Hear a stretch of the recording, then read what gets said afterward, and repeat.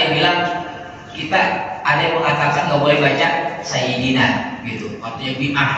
Neraka itu merupakan pemikiran yang tendensius kayak seperti itu. Nah, kalau di sini Allahumma sholli ala Muhammad wa sallim nggak pakai Sayyidina, tetapi kata ala itu merupakan ada harf tasir namanya.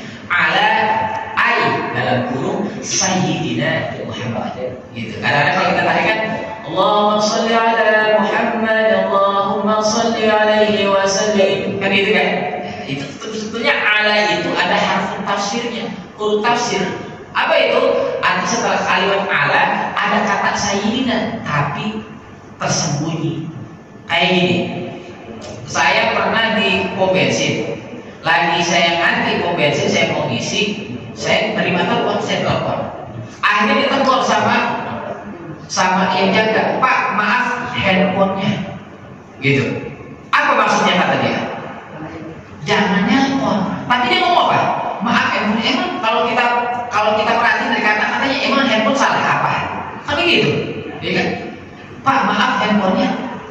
Nah, maksudnya apa? Maksudnya maaf handphonenya dimatiin, nggak boleh nelpon. Nah, kan gitu. Kita jadi apa? Ada satu kata yang di situ dihilangkan. Ya. Pernah juga ada profesor bahasa Indonesia, orang Jerman. Dia orang Jerman tapi profesor bahasa Indonesia. Dalam satu seminar dia menjelaskan tentang bahasa Indonesia luar biasa sekali. Gitu. Ini berarti kan ahli bahasa Indonesia, tapi orang Jerman. Nah, setelah selesai seminar, saya diminta sama guru saya, Hasan, tolong minta dulu sama Prof rokok, saya nggak punya rokok nih, kata dosen saya. Akhirnya saya temuin itu profesor, maaf Prof, ada rokok nggak? Saya bilang gitu.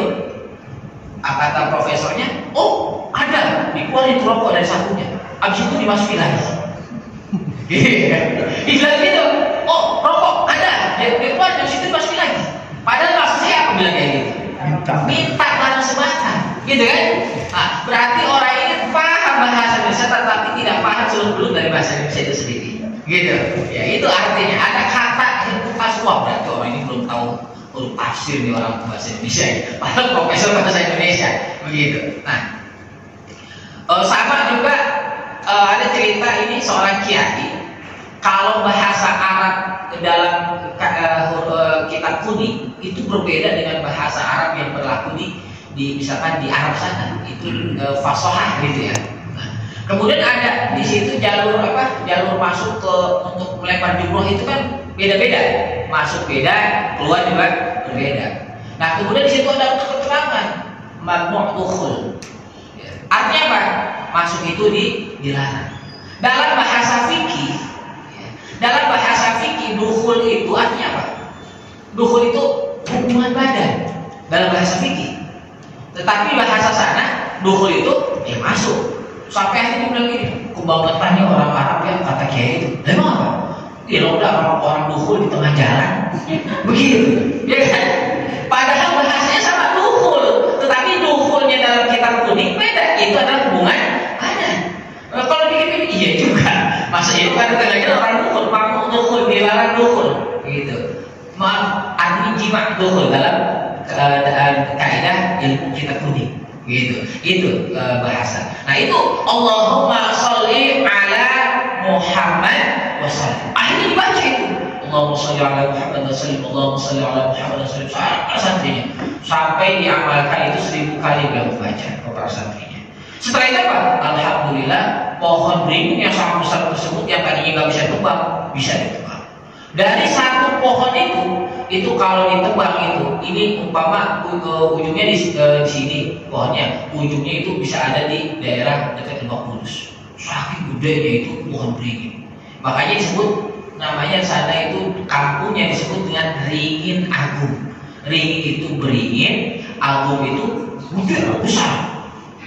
Dari satu pohon itu kayunya bisa dibangun satu masjid, dan masjidnya ada sampai sekarang.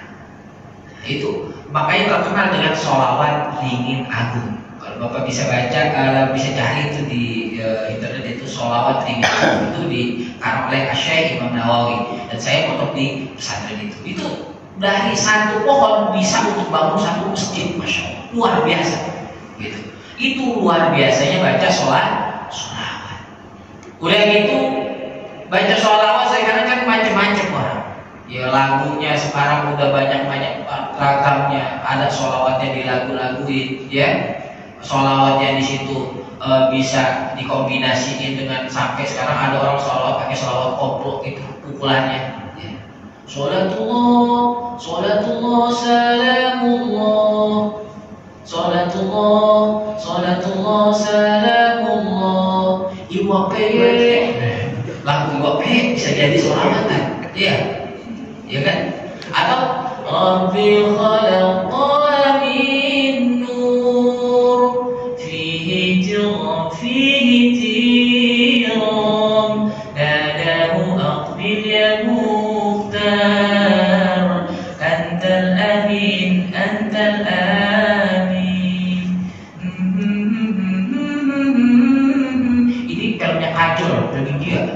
Lagu India bisa jadi sholawatan. Tetapi apakah dengan kita membaca tersebut kita tetap dapat rahmat dari Allah? Tetap kita mendapatkan rahmat dari Allah Subhanahu wa ta'ala. Walau kana ghafilan, walaupun orang itu lalai, walaupun orang itu nggak paham, dia baca sholawat Allahumma sholli ala Muhammad wa sallam. Apa itu sholawat? Artinya apa? Tahu, pokoknya sholawat. Artinya nggak tahu. Apa kata Rasulullah? Tetap dia dapat rahmat. Walau ghafilan, walaupun dia itu karena tidak ikhlas. Ya. Orang kalau sholat ria karena pengen dipuji sama orang, itu dapat pahala nggak? Enggak.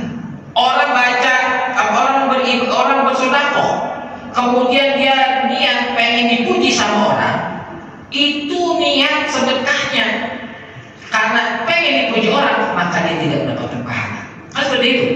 Tapi sholawat walaupun kita niatnya ria, umpamanya pengen dipuji calon mertuanya, pengen dipuji saudaranya, umpamanya dia baca sholawat walaupun niatnya nggak baik, itu tetap mendapatkan rahmat dari Allah Subhanahu wa ta'ala. Masya Allah. Makanya kemuliaan daripada sholawat itu menembus daripada dinding-dinding arsy. Makanya ada seorang muslim ketika dia mau memulai doa, maka dimulai dengan membaca sholawat. Makanya kalau kita doa gitu, istighfar, astagfirullahaladzim, astagfirullahaladzim. Setelah itu alhamdulillahirabbil alamin. Setelah itu sholawat Allahumma sholli ala sayyidina Muhammad wa sallam. Dan seterusnya setelah itu baru kita berdoa minta kepada Allah Subhanahu wa ta'ala.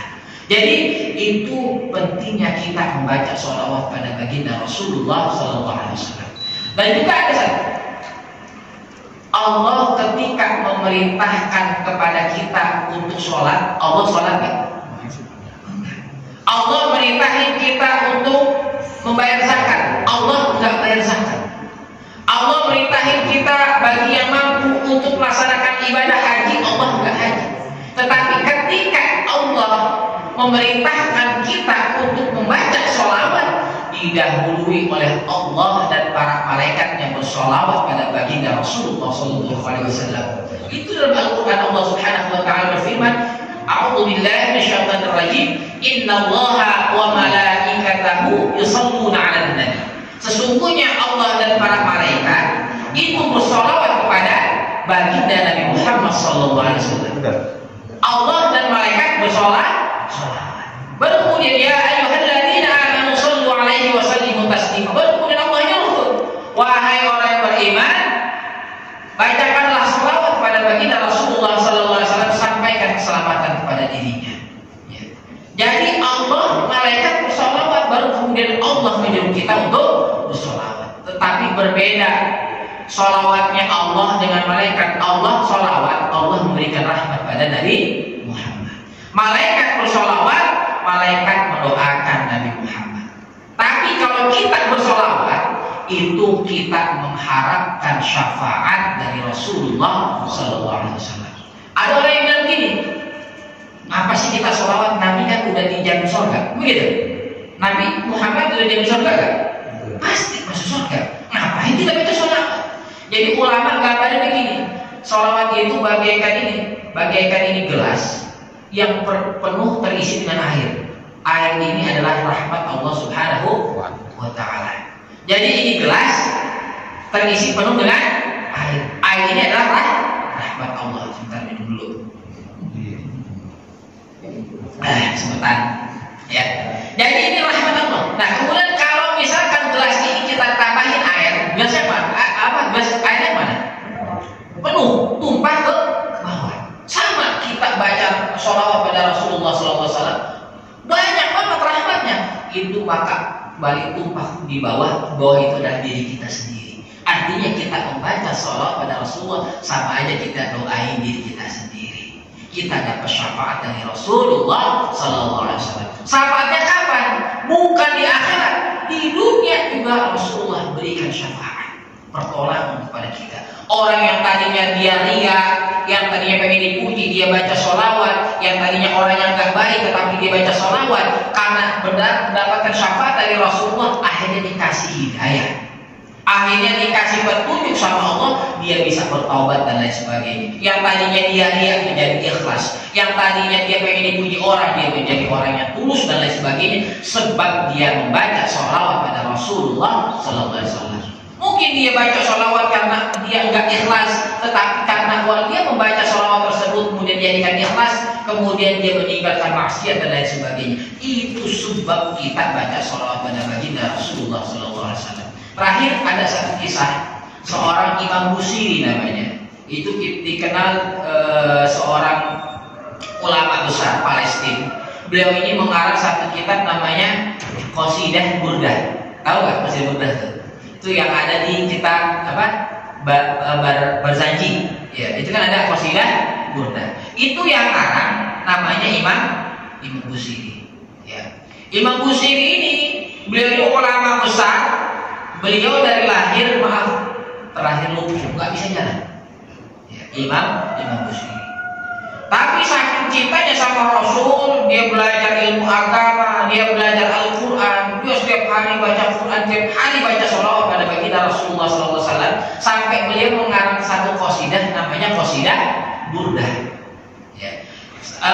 Salah satu bait seperti ini. Waqifuna ladaihi 'inda hadimihi min nuqtatil 'ilmi aw min shaklatil hakami walladhi tamma ma'nahu wa suratuhu thumma astafahu habiban karihun nasami ya rabbi bil mustafa balligh maqasidana wa qil lana ma madha ya wasi'al karami maulaya salli wa sallim daiman abada ala habibika khairi khalqi kullihim munazzahun an sharikin fi mahasinihi fajawharul husni fihi 'inda munqasimi da'mat da'athunna safi nabiyihim wahkum bima shi'ta madhan fihi wa takibi ya rabbi bil mustafa balligh maqasidana wa qil lana ma madha ya wasi'al karami maulaya salli wa sallim daiman abada ala habibika khairi khalqi kullihim Allahumma salli wa sallim wa barik alaihi. Itu qasidah burdah itu ada lebih dari 200 bait. Ya, kalau di pesantren saya itu di Rumpuasada tiap hari Jumat ya pagi setelah subuh itu baca qasidah burdah dari awal sampai akhir itu baca. Ya. Nah, kemudian setelah beliau mengarang qasidah tersebut, malam hari beliau tidur. Dalam tidurnya beliau bermimpi bertemu dengan Rasulullah SAW. Dalam mimpi tersebut Rasulullah meminta Imam Busiri untuk membaca qasidah burdah di hadapan Rasul. Kemudian setelah itu dibaca itu qasidah burdah. Pada bait tadi da'at da'atun nasara fi nabiyihim. Ya, Imam Busiri berhenti. Kata Rasul, "Kenapa berhenti?" Rasul, saya lupa. Ini baru tadi malam saya kan. Jadi gitu. Jadi malam selesai dia garap qasidah burdah, setelah itu tidur. Baru semalam saya kalah, saya lupa. Gitu. Akhirnya Imam Busiri mau ngambil buku catatannya di kamar. Karena lumpuh, beliau itu ngesot. Gitu kan. Pengen ngambil bukunya.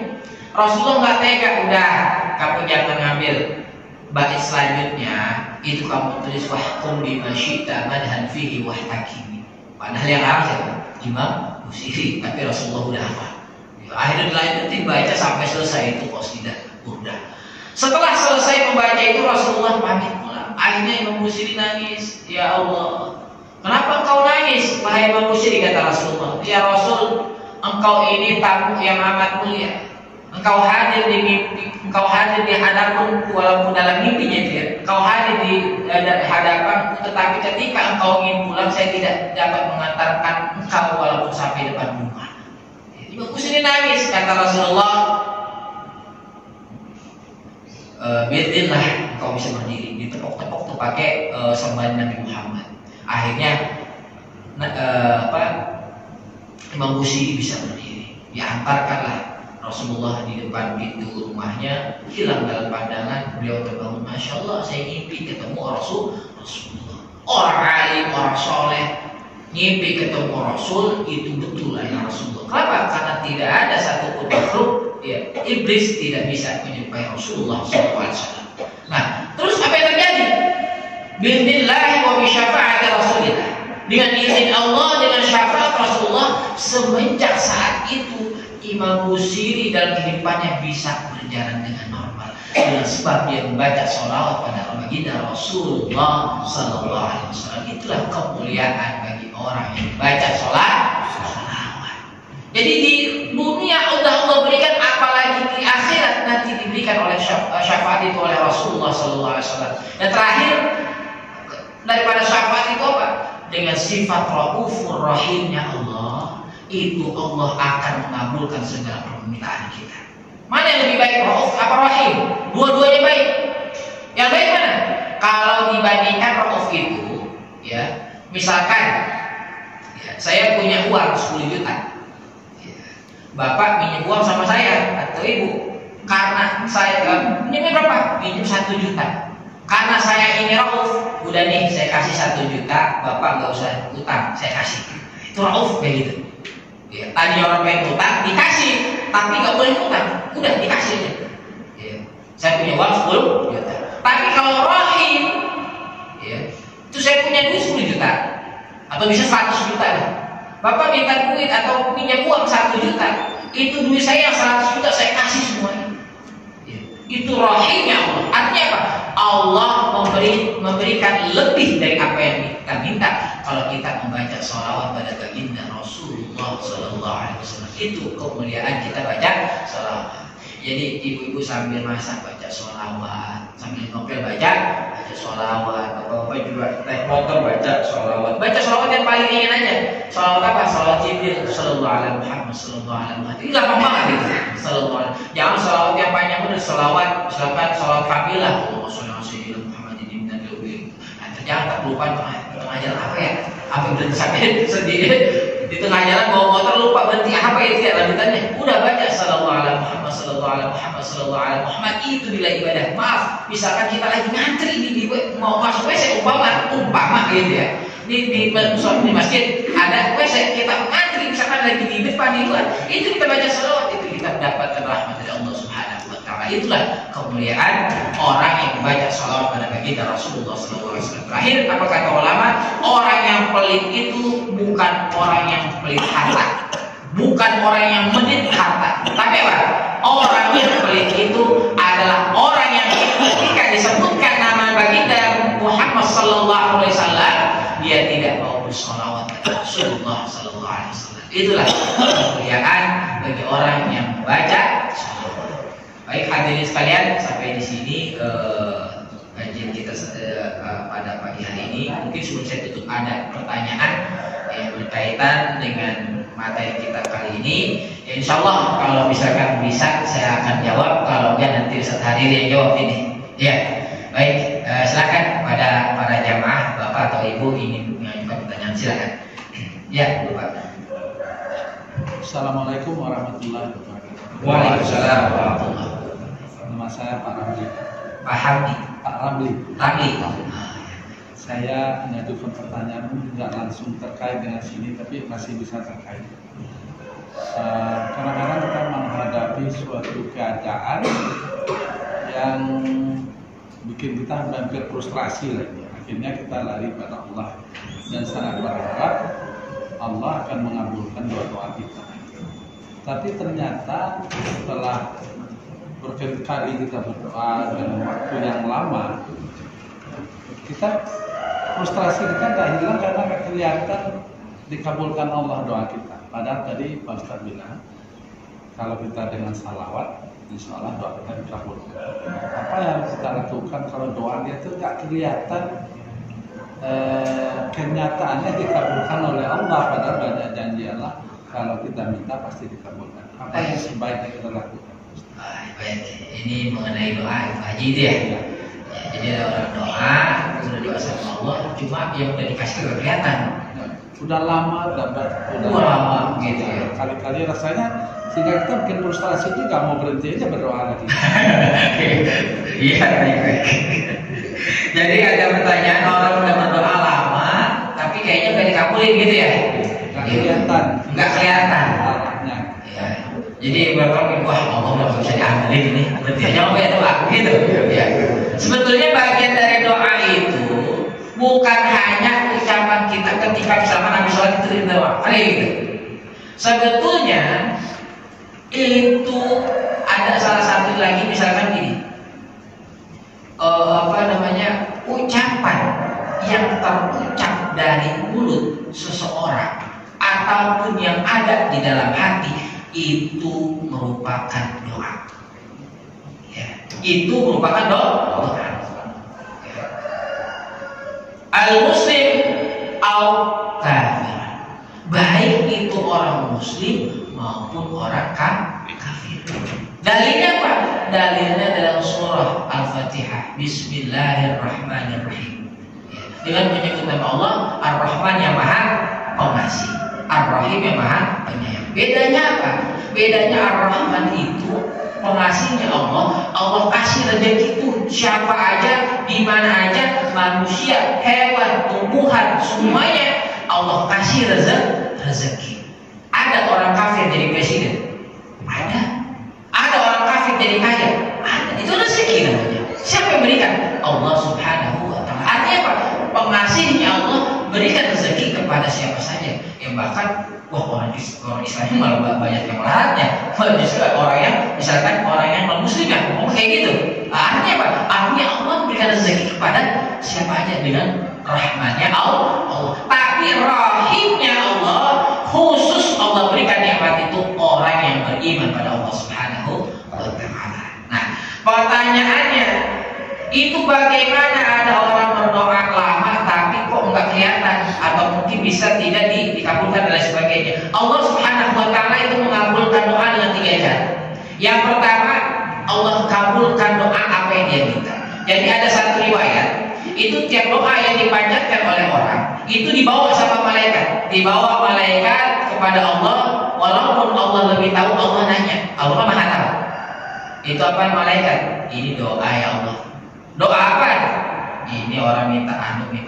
Siapa? Si fulan. Orang ini Islam apa kafir? Kafir ya Allah. Orang jahat lagi dia Allah. Terus gimana Allah? Yang tudhi hajatah, kabulin hajatnya. Kafir, jahat, dia doa dikabul sama Allah. Kemudian yang kedua datang lagi malaikat. Walaupun Allah lebih tahu, Allah nanya, itu apa malaikat? Ini doa ya Allah. Dari siapa? Dari fulan bin fulan. Dia ini orang Islam apa kafir? Orang Islam. Jamaah Masjid As-Salam rajin benar sembahyangnya. Ya, belum beduk, belum dibunyi dia udah masjid. Saking rajinnya, gitu kan? Ibadahnya rajin, sholatnya rajin, puasanya rajin. Doa apa? Doanya kecil banget dibanding yang kafir tadi. Cuma minta sepeda, apa begitu? Ya kan?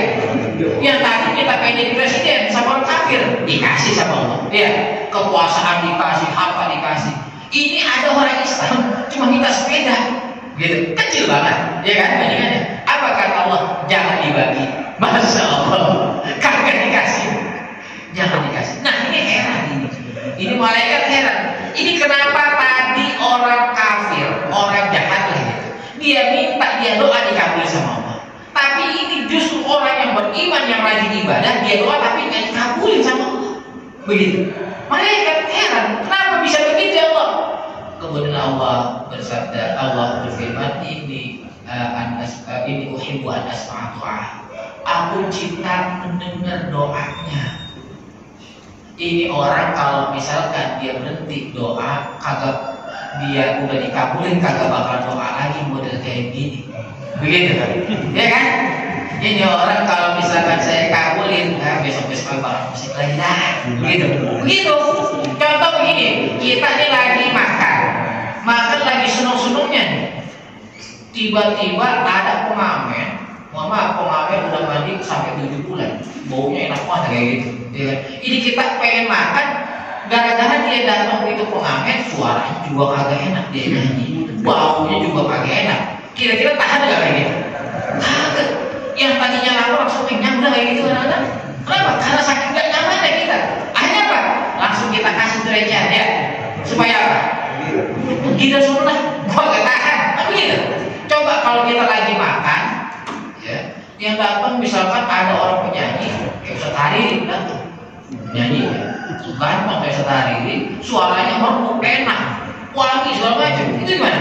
Karena kita nambah Pak, 1 album lagi bisa nggak? Begitu kan? Kenapa? Enak suaranya. Ya, kita lagi makan, kemudian yang datang artis beneran ternyata. Wah, ternyata itu Krisdayanti umumnya. Kan suaranya enak banget. Kita dengerin enak banget. Bisa nggak? 1 album tambah 2 album lagi. Tambahin es teh manis tadi. Gitu bawahnya. Ditambahin lagi duitnya. Ya biasa orang kalau ngasih apa? Kalau orang ngasih pengamen biasanya kan recehan 500 perak, 100. Karena kita seneng kan orang bisa ngasih 50.000 kan? Itu orang yang nyawer itu ngasihnya berapa? Ya kan? Sampai ratusan ribu, sampai jutaan. Padahal dia beli beras ketengan. Gitu. Lagi nyawer dia berani apa? Ada seneng kayak gitu. Sama seperti itu. Kalau apa? Umpamanya kayak gitu. Jadi artinya apa? Allah kita mendengar doanya. Sekarang misalkan kita punya kenalan seorang misalkan pejabat lurah atau tokoh masyarakat sini. Kemudian dia senang sama kita. Tiap kali dia ceramah, tiap kali dia ngomong di hadapan masyarakat, kita diomongin dulu. Oh si Anu saya diterima, dia mau salam. Dia ngomong gitu, bangga nggak kira-kira? Bangga. Kita kenal sama gubernur banggain kita. Kita bangga nggak kayak gitu? Sama Allah membanggakan kita di hadapan para malaikat. Orang yang berdoa kepada Allah Subhanahu wa Ta'ala. Yang pertama apa? Allah kabulin dia punya hajat. Itu yang pertama. Kemudian yang kedua, Allah ganti dengan yang lebih baik. Misalkan minta apa? Wah orang ini minta motor, Allah nggak kasih itu motor. Tetapi Allah ganti dengan diberikan anak yang soleh-solehah. Diganti diberikan keturunan yang baik, amalnya baik, akhlaknya baik, ilmunya baik, anaknya pada sukses semua. Sebab apa? Sebab dia berdoa, dia minta itu motor, tapi nggak dikasih, Allah ganti yang lebih baik. Gitu. Yang ketiga apa? Allah nggak kasih. Dia doa, dia rajin tahajud, dia rajin sedekah, dia doa sama Allah. Ya Allah mudah-mudahan saya berangkat haji. Sampai meninggal kagak berangkat haji tuh. Gitu. Dia udah kerja, dia udah doa. Tapi nanti orang seperti ini ketika di akhirat berkumpul dengan orang yang mendapatkan pahala haji yang mabrur. Masya Allah. Makanya kalau doa kemudian kita berputus asa, Allah Rabbana bisa diandelin ini. Kadang saya bisa sendiri kayak gitu, itu bisa menggerus keimanan kita. Alhamdulillah. Makanya hati-hati yang doa bukan hanya yang kita panjatkan ketika setelah sholat dan sebagainya, tetapi ucapan dalam hati itu adalah doa buat kita. Makanya ada orang kafir, orang Islam, mereka punya apa yang mereka cita-citakan itu bagian daripada doa pada Allah Subhanahu Wa Taala. Mengenai hal tersebut, jadi terakhir ini ada apa cerita. Jadi ada ibu-ibu dia punya anak, pengen banget anaknya jadi imam Masjidil Haram. Ini dibawa anaknya masih kecil, umur 5 tahun dibawa, dia lagi tidur dibawa, sembahyang, lagi tidur dibawa terus dah Masjidil Haram. Pengen banget dia anaknya jadi imam Masjidil Haram. Satu waktu di rumahnya lagi ada tamu, ya ini ada makanan, karena anaknya masih kecil ya. Kalau kata orang kita ya nggak bisa bilangin, aktif banget tuh anak. Makanan dibalikin semuanya. Ibunya marah. Apa yang keluar dari mulutnya? Besar Imam Masjidil Haram ya anak. Begitu. Oh, itu kalau kita dasar anak setan. Emaknya siapa gitu? Wow, kan gitu. Ucapan yang kayak gitu akhirnya apa? Ini anak kecil akhirnya ketika besar dia belajar, dia segala macam menjadi Imam Masjidil Haram. Itulah Imam As-Sudais yang kita kenal sekarang. Masya Allah. Imam As-Sudais tahu kan itu ya? Apa Imam As-Sudais, ada Imam As-Sulaim, Imam As-Sudais dan sebagainya. Dan itu merupakan imam di Masjidil Haram Mekah Al-Mukarramah. Itu masa kecilnya beliau seperti itu. Gara-gara dimarahin sama emaknya, ucapan yang baik. Nah, besok omelin anaknya dasar presiden, gitu aja. Itu doa buat kita. Sebab apa? Sebab apa yang kita ucapin itu akan membentuk baik karakter itu anak. Ada dalam film dokumenter, itu film ada kita kenal kan legenda basket namanya Michael Jordan. Ya, saya lupa judulnya apa tuh Michael Jordan. Michael Jordan itu usia masih kecil itu ukuran anak-anaknya paling pendek. Dia rajin banget latihan basket, pinter. Cuma bapaknya udah datang, lo kagak bakat. Dibilang gitu bapaknya. Akhirnya apa? Akhirnya nih Michael Jordan ini dibuang itu semua peralatan basketnya. Ya, udah dia kagak pernah main lagi. Tapi akhirnya dari itu dia bapaknya oh iya, saya ngapa matiin apa cita-cita anak saya? Gak apa-apa dia mau jadi pemain basket, mau kagak. Akhirnya semua didorong oleh orang tuanya, bahkan sampai dibilang kayak gitu. Kamu ada, you are the superstar. Kamu itu adalah bintangnya bintang lah gitu. Bintang yang super, bintang yang paling besar. Ternyata apa? Dari ucapan bapaknya tersebut itu menjadi doa. Walau orang kafir, apalagi kita orang Islam, pasti doa yang kita panjat kepada Allah itu dikabulkan oleh Allah Subhanahu wa Ta'ala. Jadi seperti itu. Baik. Makanya kita dianjurkan menjadi orang yang ikhlas, karena kita nggak tahu doa yang ternyata kita minta sama Allah diganti sama Allah dengan yang lebih baik, tapi kita nggak sadar. Makanya kita harus menjadi orang yang ikhlas. Jadi kita mau susah, mau senang, ya Allah saya terima. Makanya kenapa qada dan qadar itu dalam keimanan ada di balik akhir. Kenapa? Karena paling berat itu adalah kita menerima takdir dari Allah Subhanahu wa Ta'ala. Yang satu lagi, ibadah yang paling dibenci oleh setan itu adalah bahagianya orang Islam. Bahagianya orang Islam. Kenapa? Orang Islam kalau udah bahagia, mau kata dia agak punya duit, kontraknya 3 bulan belum bayar, bini hampir tua, rokok kagak ada, ya, bensin motor udah habis, udah susah banget nih, senang aja orang, santai aja, dia nggak pernah nuntut sama Allah, nggak pernah mengeluh. Orang yang seperti ini dinilai ibadah oleh Allah Subhanahu wa Ta'ala, dan ini yang dibenci oleh iblis. Kenapa? Karena kalau orang bahagia dia nggak nuntut sama Allah, dia nggak marah sama Allah. Itulah orang-orang yang ikhlas. Jadi ketika dia dapat musibah, ya udah ini udah takdir dari Allah, udah beda aja. Saya ada salah satu guru pesantren di pesantren itu, dia ini orang Tionghoa, saya panggilnya Eko. Dia ini jual kue subuh di Blok M, paling besar di salah satunya. Nah ini ketika dia jualan pagi-pagi, dikabarnya sama istrinya, motornya yang paling bagus tuh waktu itu baru beli dia NMAX kan mahal itu, hilang, dicolong. Pak, ini motor hilang, gimana nih? Wah ibunya sini paling segala macam. Artinya ketiba, ya udah biarin deh, itu rezeki kita. Marah-marah gimana sih? Belinya cuma mahal banget. Bininya ngomel-ngomel di HP ditaruh di samping layar pedagang, apa pelayannya itu orang yang beli. Itu istri marah-marah itu lagi mau beli telepon, dibiarin aja di samping dagang aja. Padahal motornya hilang. Kata dia apa? Percuma saya marah-marah, motor juga kalau bakalan balik. Dia bilang kayak gitu. Lo dengan saya dagang. Jadi bininya dilihat mulai marah-marah, dibiarin aja dah. Di samping dagang kayak gitu. Nah itu artinya apa? Udah biar itu hilangin dulu rezeki kita. Seperti itu. Jadi artinya doa yang kita panjatkan itu pasti diterima oleh Allah Subhanahu wa Ta'ala. Bisa di dunia ini, bisa digantikan oleh Allah. Yang terakhir bisa nanti di akhirat diberikan ganjaran dan berlipat ganda oleh Allah Subhanahu wa Ta'ala. Baik, mungkin sampai sini saja ya. Sudah jam 5.32 saja. Ya, sudah waktunya istirahat. Kopi udah keluar, ini udah dingin kopi. Ya, baik, mudah-mudahan apa yang kita bahas pada pagi hari ini mudah-mudahan bermanfaat bagi kita semua. Dan tentunya di bulan yang penuh keberkahan ini apa yang menjadi niat hajat kita semua senantiasa diijabah oleh Allah Subhanahu wa taala. Allah jadikan keturunan kita keturunan yang saleh salihah.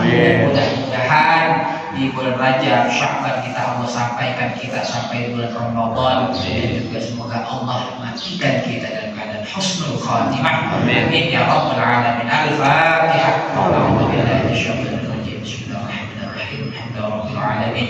Arrahmanirrahim. Maliki yaumiddin. Iyyaka na'budu wa iyyaka nasta'in. Ihdinas siratal mustaqim. Siratal ladzina an'amta 'alaihim ghairil maghdubi 'alaihim waladdallin.